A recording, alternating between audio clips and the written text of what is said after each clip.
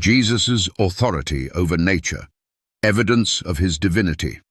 The Bible attributes control over nature to God alone, demonstrating his sovereignty over creation. The psalmist declares, "The earth is the Lord's, and everything in it." Psalm 24:1.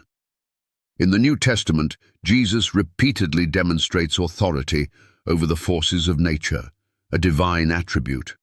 His miracles over the natural world affirm that he is not merely a prophet or teacher, but God incarnate. Biblical evidence of Jesus' authority over nature. Jesus calms the storm. Then he arose and rebuked the winds and the sea, and there was a great calm. So the men marveled, saying, "What kind of man is this, that even the winds and the sea obey him?" Matthew 8:26-27. In this account, Jesus demonstrates authority over the wind and waves, something attributed to Yahweh in the Old Testament. "You rule the raging of the sea. When its waves rise, you still them." Psalm 89:9. By commanding the storm to cease, Jesus reveals his divine power over creation. Jesus walks on water. And in the fourth watch of the night, he came to them walking on the sea. Matthew 14:25. Walking on water is not only a miraculous act, but also an echo of God's power described in Job chapter 9:8. He alone stretches out the heavens and treads on the waves of the sea. Jesus' act of walking on water aligns him with Yahweh's dominion over the elements. The feeding of the 5,000. Taking the 5 loaves and the 2 fish and looking up to heaven, he gave thanks and broke the loaves. Then he gave them to the disciples, and the disciples gave them to the people. They all ate and were satisfied. Matthew 14:19-20. By multiplying food to feed thousands, Jesus displays creative power that mirrors God's provision of manna in the wilderness. Exodus 16. Only the Creator can bring something from nothing. Turning water into wine. Jesus said to the servants, "Fill the jars with water." So they filled them to the brim. Then he told them, "Now draw some out and take it to the master of the banquet." He thus revealed his glory, and his disciples believed in him. John chapter 2:7-11. Jesus' first miracle demonstrates mastery over natural processes, transforming water into wine instantly, an act of creation that reveals his divine glory. The miraculous catch of fish. When they had done so, they caught such a large number of fish that their nets began to break. Luke 5:6. Jesus directs a miraculous catch of fish, showing his control over the creatures of the sea, echoing God's command over animals in Genesis chapter 1:26. Theological implications. In the Old Testament, God is consistently portrayed as the one who controls the natural world.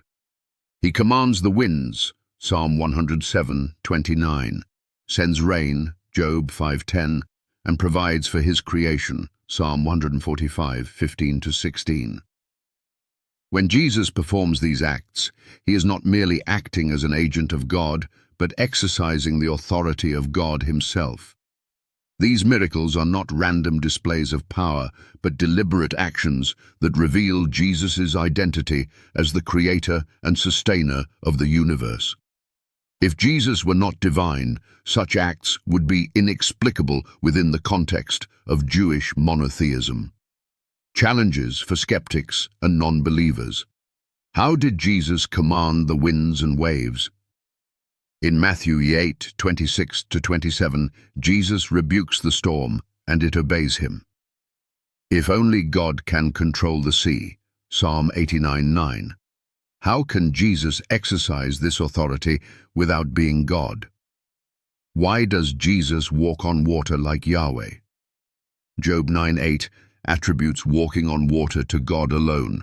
How can Jesus perform this act without being equal to God? How did Jesus multiply food? In Matthew 14:19-20, Jesus creates food to feed thousands.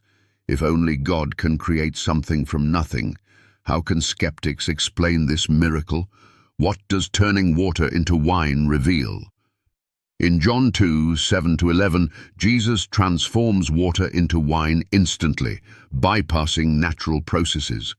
How can this act be understood apart from divine power? Who else has control over animals? In Luke 5:6, Jesus directs a miraculous catch of fish. If this reflects God's command over creation, Genesis 1:26, how can Jesus exercise this authority unless he is God? Why do Jesus' miracles parallel Old Testament descriptions of God? Jesus' miracles align with acts attributed to God in the Old Testament, such as calming the sea, Psalm 89:9, and providing food, Exodus chapter 16. How can skeptics explain this consistency? Why did the disciples worship Jesus after the miracles? After Jesus walked on water and calmed the storm, the disciples worshipped him, saying, "Truly, you are the Son of God." Matthew 14:33. Why would devout Jews worship him if he were not divine? How did Jesus' miracles reveal his glory? John 2:11 states that turning water into wine revealed Jesus' glory. If Jesus is not God, what kind of glory does this refer to? How do these acts prove Jesus' identity as creator? Each of Jesus' miracles over nature demonstrates creative power, control, and provision. How can skeptics deny this evidence?